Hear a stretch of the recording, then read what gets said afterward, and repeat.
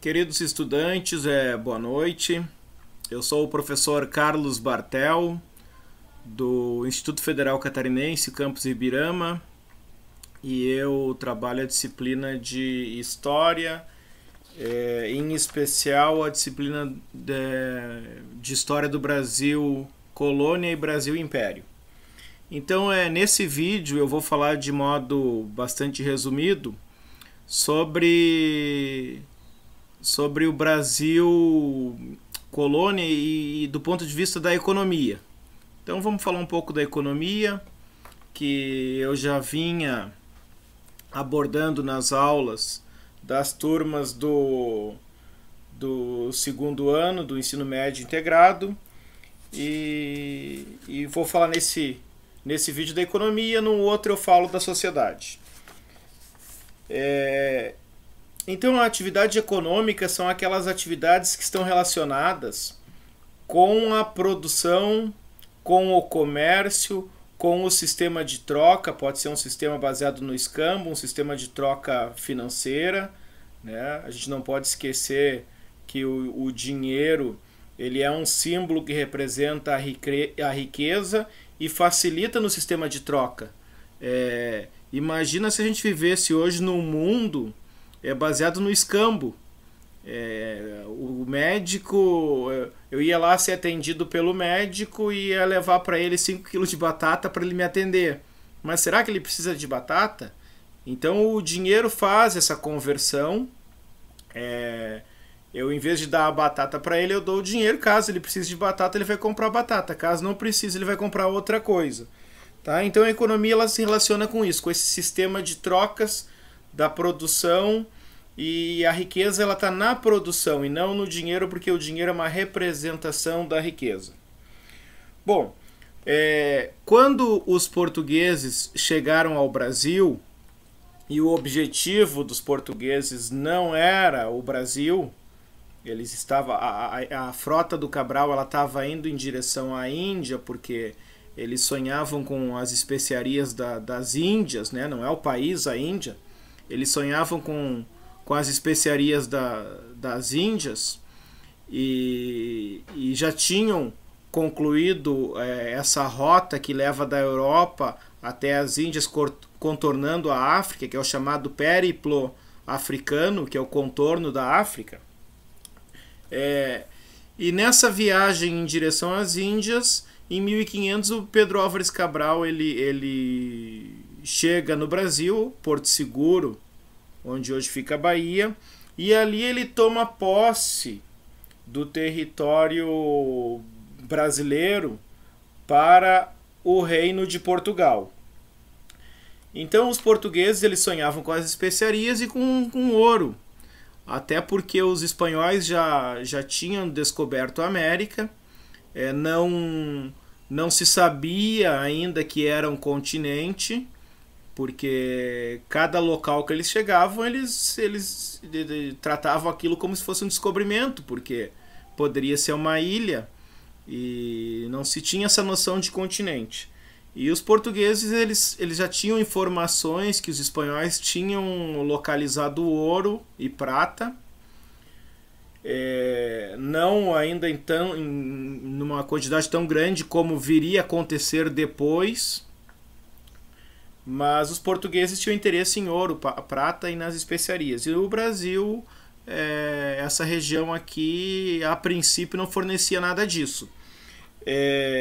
Mas os portugueses, eles perceberam, eles verificaram que nós tínhamos aqui uma mata nativa muito robusta e muitas árvores de pau-brasil, que o pau-brasil é uma madeira nobre, extremamente qualificada para fazer móveis, mas principalmente para tingir tecidos. Então porque a nobreza europeia ela tinha uma grande fixação nessa cor púrpura no vermelho, né? E daí o nome do pau-brasil, que é o pau de brasa, né, que lembra uma brasa, um braseiro, que é um pau bastante avermelhado. Mas os portugueses, eles não foram os maiores comerciantes de pau-brasil aqui nessa região. Os maiores comerciantes foram os franceses. E esse comércio, esse negócio, vamos dizer assim, né? Eu lembro que a palavra negócio, ela significa movimento, né? A palavra ócio, eu estou no ócio, estou parado, né? E o negócio é a negação do ócio, então seria movimento. Esse negócio do pau-brasil envolveu as populações nativas, que são as populações indígenas, que num primeiro momento faziam essa troca com os portugueses davam um espelhinho, uma coisinha ali para os índios não conheciam aquilo e tinham o pau-brasil em abundância, em grande quantidade, então os índios estavam interessados naquela novidade. Depois o espelhinho perdeu a graça, o índio não tinha interesse pelo espelhinho e o índio viu que os portugueses tinham coisas, objetos mais importantes, como ferramentas, machados, que facilitava o corte da madeira, armas de fogo, mas os portugueses não davam armas para os índios, não trocavam o Brasil por armas. Porém, os franceses faziam isso. Tá? Então essa foi a relação que se dava ali era uma relação de troca. O português trocava esses objetos pela mão de obra indígena, porque o indígena não considerava o pau-brasil como uma propriedade, porque os índios não tinham essa ideia de propriedade que foi trazida da Europa para cá. Então tinha uma relação ali de escambo, de trocar o objeto, né, o espelhinho ali, vamos dizer assim, pela mão de obra indígena, né? Isso é um sistema de escambo. Essa foi o primeiro produto da economia brasileira. Os portugueses, como eu bem disse, não tinham interesse nessa região aqui. No entanto, nos 30 anos posteriores ao descobrimento do Brasil, à chegada dos portugueses no Brasil, os portugueses decidiram ocupar esse território. Por quê? Porque estavam tendo tinha muita presença de estrangeiros aqui, navegadores franceses, navegadores espanhóis, navegadores holandeses, e os portugueses eles corriam o risco de perder o território. Então decidiram ocupar o território brasileiro através do sistema de capitanias hereditárias e da produção de açúcar, principalmente na região do Nordeste, que tinha um clima mais favorável para a produção de açúcar. Os portugueses eles já tinham uma experiência da produção de açúcar nas ilhas ali do Atlântico, nas Ilhas Canárias, nos Açores, na Ilha da Madeira, e eles inclusive utilizavam na produção do açúcar nessas ilhas, mão de obra escrava que era comercializado no continente africano, com tribos africanas, que eles fizeram contato durante esses quase 100 anos aí de contorno do continente africano. Então os portugueses trouxeram para o Brasil essa produção que já existia em Portugal, nas ilhas ali do Atlântico, e começaram a fabricar o açúcar no Nordeste brasileiro, nos famosos engenhos de açúcar, utilizando mão de obra escrava de negros africanos e também mão de obra indígena. Mas como eu gosto de lembrar, sempre é muito mais difícil tu escravizar um negro, escravizar um índio do que um negro. Por quê? Porque o índio, se ele fugir, quem é que conhece melhor esse território aqui do que o indígena? E era muito arriscado escravizar indígenas, porque se tu escraviza um indígena, daqui a pouco a tribo dele tá na porta da tua casa. E aí como é que faz? E o negro não, ele vinha acorrentado para o Brasil e às vezes estava isolado aqui ou até trabalhando com alguém que era inimigo dele na África, que foi colocado junto com ele na mesma fazenda.